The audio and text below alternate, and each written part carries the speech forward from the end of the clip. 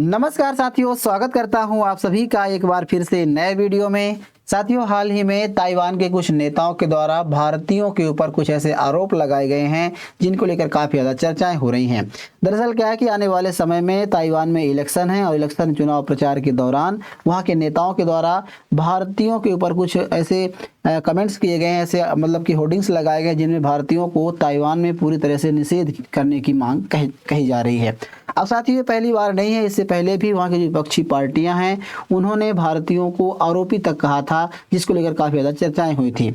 अब साथियों, यदि ऐसे सवाल खड़े होते हैं, ऐसे आरोप भारत के ऊपर लगते हैं, तो कहीं ना कहीं जिस प्रकार से भारत पूरी दुनिया में हर एक सेक्टर में अपने लोगों को भेजता है, हम भारतीय पूरी दुनिया में हर एक क्षेत्र में पाए जाते हैं, चाहे वो IT सेक्टर हो, मेडिकल फील्ड हो, फाइनेंस सेक्टर हो, डॉक्टर हो, हर एक क्षेत्र में भारतीय पाए जाते हैं। तो ऐसे में कहीं ना कहीं बहुत जब आरोप लगता है, भारतीयों को जब आरोपी बताया जाता है या फिर अपराधी बताया जाता है, तो ऐसे में कहीं ना कहीं भारत की जो छवि है उस पर एक बुरा असर पड़ता है। आज हम इसके बारे में बात करेंगे कि आखिरकार इस प्रकार के जो आरोप हैं भारतीयों पर क्यों लगाए जा रहे हैं, और जिस प्रकार से ताइवान और भारत के संबंध काफ़ी अच्छे हैं, लेकिन ताइवान के नेताओं के द्वारा इस प्रकार के होर्डिंग्स और बैनर के माध्यम से भारतीयों को निषेध करने की बात कही जा रही है, तो इसके पीछे वजह क्या है, इसके बारे में हम विस्तार से चर्चा करने वाले हैं। तो आइए शुरू करते हैं। खबरों में आप देख सकते हैं, ताइवान के चुनाव उम्मीदवार ने भारत विरोधी जो बिल बोर्ड लगाया था उसको लेकर के काफ़ी ज़्यादा सुर्खियां पर बनी हुई हैं। कई प्रकार के आर्टिकल्स इसमें प्रकाशित किए जा रहे हैं। अब साथियों, बात करते हैं खबर की। दरअसल क्या है कि ताइवान में अभी आने वाले समय में वहाँ पर इलेक्शन होने वाले हैं। चुनाव प्रचार के लिए कुछ बैनिंग जो होर्डिंग्स यहाँ पर लगाए गए जिन तस्वीरों में आप देख सकते हैं, इनमें बात करें तो जब कोसुआंग स्थित एक वार्ड प्रमुख हैं ली यांग ही, इनके द्वारा लगाए गए एक बिलबोर्ड की तस्वीरों ने ऑनलाइन प्रसारित होने लगी और इसको लेकर विवाद खड़ा हो गया है। इसमें पोस्टर में भारतीय ध्वज और पगड़ीधारी व्यक्ति के ऊपर निषेध के प्रतीक चिन्ह दिखाए गए हैं। आप ये तस्वीरों में देख सकते हैं, इस प्रकार के चिन्ह लगाए गए हैं, जिसके बाद से विवाद उत्पन्न हो गया है, जिससे ताइवान में रहने वाले भारतीयों में आक्रोश फैल गया है कि इस प्रकार के निषेध आप कैसे कर सकते हैं। इसके अलावा जो पगड़ी होती है वो एक सम्मान का प्रतीक होता है और भारत में सिख धर्म से जुड़े हुए लोग उसको लेकर के मतलब माना जाता है। तो ऐसे में क्या है कि जो लोग हैं उन पर राजनीतिक नेताओं और शोधकर्ताओं ने इसकी आलोचना की है। अब बात करें कि इसके पीछे जो वजह है क्या है। अब साथियों, इस पोस्टर में इस प्रकार के निषेध करने के पीछे जो आलोचकों का कहना है उसमें कहा जा रहा है कि जो भारतीय होते हैं, भारत के प्रवासी मजदूर होते हैं, उनका विरोध किया जाए, वे अपराधी होते हैं, उन्हें देश में ना आने दिया जाए। यह विवाद ऐसे समय में हुआ है जब ताइवान और भारत के साथ एक समझौता हुआ है, श्रम सहयोग समझौता। इस समझौते के तहत भारतीयों को जो ताइवान है वो बुलाने का प्रयास कर रहा है, भारतीय कामगारों की डिमांड कर रहा है कि भारतीय ताइवान में आकर के काम करें। तो एक समझौता हुआ था, इसके तहत भारत के जो कामगार है वो ताइवान जाने वाले हैं। तो तब ये मामला उत्पन्न हुआ है, तब मामला विवादों में आया है। अब साथियों, ये पहली बार नहीं हुआ। इससे पहले जब 2024 में ये बिल लाया गया था, एक समझौता हुआ था, श्रम सहयोग समझौता, तब वहाँ की विपक्षी पार्टियों ने भी इसका विरोध किया था। बात करें इसके बारे में तो जो पार्टी कुओमिंतांग है यानी कि KMT भी भारतीय मजदूरों को बुलाने का विरोध कर रही है। सांसद हुआंग चियनपिन ने भारत की राष्ट्रीय अपराध रिकॉर्डिंग ब्यूरो जो है भारत का, उसका आंकड़ों का हवाला दिया। उसने कहा है कि अपने संसद में बताया है कि भारत में 2022 में महिलाओं के खिलाफ 4.45 लाख से ज़्यादा अपराध दर्ज हुए हैं। इस प्रकार का डाटा शेयर किया था, जिसमें 31,000 से ज़्यादा रेप के मामले शामिल थे। ऐसे में भारतीय मजदूरों को लेकर ज़्यादा सख्त निगरानी होनी चाहिए। वे यहाँ पर महिलाओं के साथ बलात्कार कर सकते हैं, ऐसा आरोप भारतीय मजदूरों के ऊपर वहाँ की विपक्षी पार्टी के द्वारा लगाया गया था। अब साथ ही उसके बाद से क्या हुआ कि बात काफ़ी ज़्यादा बढ़ गया है। अभी हाल ही में जो केसुआंग के सियोंग जिले के वार्ड प्रमुख हैं लियांग, उनके द्वारा इस प्रकार की होर्डिंग्स लगाई गई हैं जिसमें सिख धर्म के लोगों के ऊपर जो प्रवेश निषेध का चिन्ह लगाया गया है। इसके बाद से लेकर विवाद खड़ा हो गया है। हालांकि साथियों, इस बिलबोर्ड का उन्होंने बचाव किया है। उन्होंने ये कहा है कि हम भारतीयों के ऊपर मतलब प्रतिबंध नहीं लगा रहे हैं, लेकिन जिस प्रकार से ये मामला, क्योंकि देखिए वहाँ पर एक राजनीतिक मुद्दा बना हुआ है, तो उसके चलते उन्होंने भारत में जो प्रवासी श्रमिकों को स्वीकार करने की ताइवान की योजना है इसका उन्होंने विरोध किया। मतलब भारतीयों का विरोध नहीं किया है, जो भारत सरकार की जो लेबर मंगाने की बात कह रहा है, ताइवान वहाँ से कामगारों को लाने की बात कर रहा है, जो समझौता हुआ है उसका उन्होंने विरोध किया, ऐसा उन्होंने सफाई दी है। अब बात करें साथियों, जो घटना घट रही है, जो विवाद हो रहा है, इसकी स्थिति को आप जान लीजिए। इसकी क्या स्थिति है आप देखेंगे। ये हमारा प्यारा भारत है। भारत के जब पूर्व की ओर जाएंगे, पूर्व उत्तर देश हैं जिसका कई सारे देश आते हैं। इसमें एक चाइना भी है, चाइना की जस्ट बगल में एक ताइवान है। इसको छोटे मैप में देखेंगे, ताइपे इसकी राजधानी है। साथियों, इसका विवाद चाइना से है कई चीज़ों को लेकर के। दरअसल चाइना इसको अपना हिस्सा मानता है, लेकिन कई ऐसे देश हैं जो इसको एक स्वतंत्र राष्ट्र के तौर पर दर्जा नहीं देते हैं। यहाँ तक कि भारत भी इसको स्वतंत्र राष्ट्र नहीं मानता है। तो तो ऐसे में क्या है कि अमेरिका इसको सपोर्ट करता है और अमेरिका की समर्थन करता है, हथियार देता है, कई सारी चीज़ों को यहाँ पर व्यापार करता है।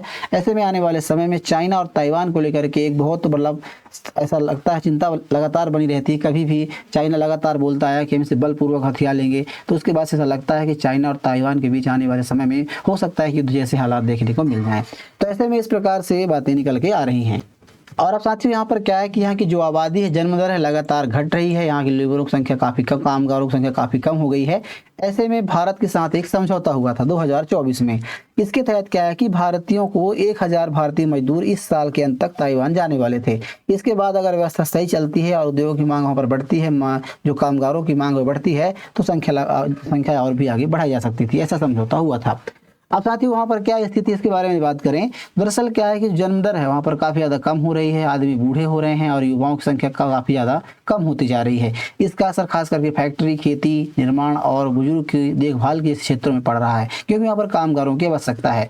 तो ऐसे में क्या है कि ताइवान पिछले भी कई वर्षों से लगातार ताइवान दूसरे एशियाई देशों जैसे इंडोनेशिया हो, वियतनाम हो, फिलीपींस हो और थाईलैंड हो जैसे देशों से मजदूर बुलाता रहा है। इस बार भारत को भी सूची में शामिल किया गया था और भारत के मजदूरों को बुलाने की बात कही जा रही थी। ऐसे में क्या है कि भारत के साथ एक MOU साइन किया गया था, समझौता हुआ था।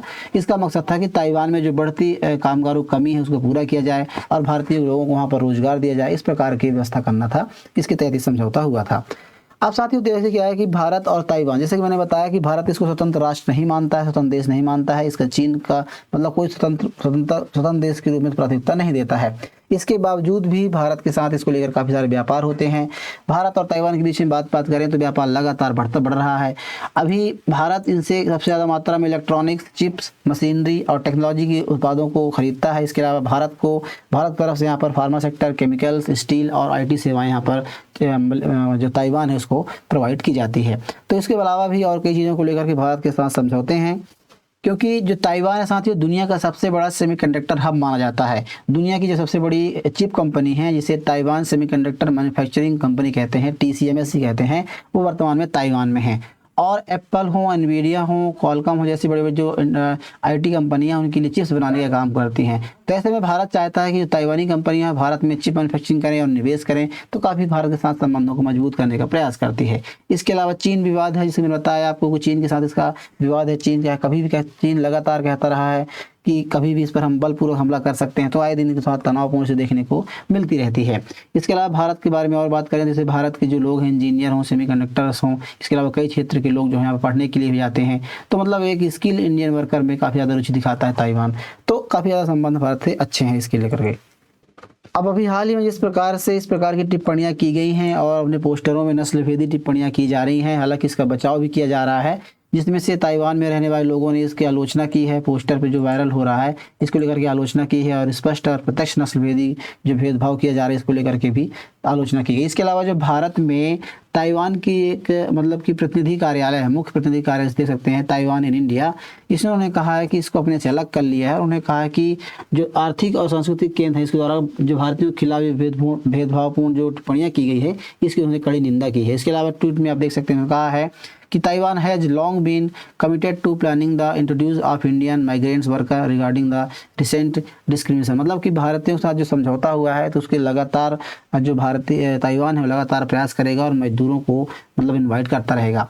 तो इस प्रकार की घटनाओं को लेकर के निंदा की जा रही है। हालांकि जो पोस्ट है उन्होंने भी अपनी जो वैसे मैंने बताया कि जिन्होंने ये बैनर लगाया था उन्होंने भी इसको लेकर के मतलब सफाई दी है। उन्होंने कहा है कि वह भारतीयों के जो प्रवासी श्रमिक हैं उनको स्वीकार करने की ताइवान की योजना है उसका उन्होंने विरोध किया है। तो इसके बाद से काफ़ी चीज़ ज़्यादा वायरल हो रही है। अब सबसे बड़ी बात सवाल ये उठता है कि इस प्रकार के जो बातें निकल के आती हैं पूरी दुनिया में भारत की छवि को काफ़ी ज़्यादा असर करती हैं। हाल ही में एक घटना घटी है जो काफ़ी ज़्यादा वायरल चल रही है, जिसमें प्रधानमंत्री मोदी नॉर्वे की यात्रा पर गए हुए हैं और वहाँ पे नॉर्वेजियन पत्रकार के द्वारा एक सवाल पूछे जाने पर प्रधानमंत्री के द्वारा जो सवाल का जवाब नहीं दिया गया वो बिना जवाब दिए वहाँ से चले गए। उसके बाद से काफ़ी ज़्यादा भारत के प्रधानमंत्री की कई सारे मामलों को लेकर चर्चाएँ हो रही हैं। ऐसे में जो भारत की प्रेस स्वतंत्रता है, सवाल पूछे जाने की स्वतंत्रता है, उसको लेकर सवाल खड़े किए जा रहे हैं। तो कहीं ना कहीं ऐसे में इस प्रकार के सवाल खड़े खड़े होने से भारत की छवि उस पर एक असर पड़ता है। तो ठीक उसी प्रकार से अभी इसी प्रकार से लोगों के द्वारा या ताइवान के लोगों के द्वारा इस प्रकार से आरोप लगाए गए हैं कि भारतीय जो होते हैं अपराधी होते हैं, यदि ऐसे आरोप लगाए जाते हैं खास करके जो डाटा शेयर करके, तो कहीं ना कहीं भारतीय कामगारों पर एक बुरा असर पड़ता है। आप इसके बारे में क्या समझते हैं जरूर बताइए। जानकारी कैसी लगी इसके बारे में जरूर लिखिएगा। वीडियो पसंद आए वीडियो को लाइक कीजिए, चैनल को जरूर सब्सक्राइब कर लीजिए। मिलते हैं किसी ऐसे नए वीडियो के साथ, तब तक के लिए नमस्कार।